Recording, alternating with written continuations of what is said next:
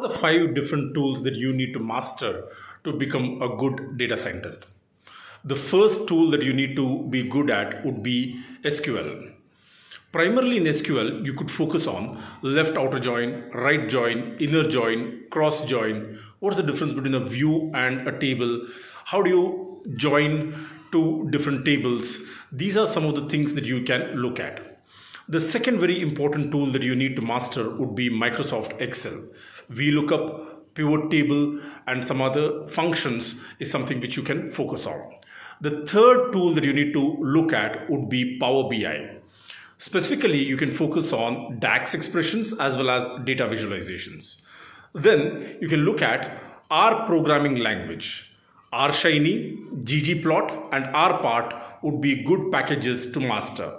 Last but not the least, we can focus on Python. Specifically, we can look at TensorFlow and Keras.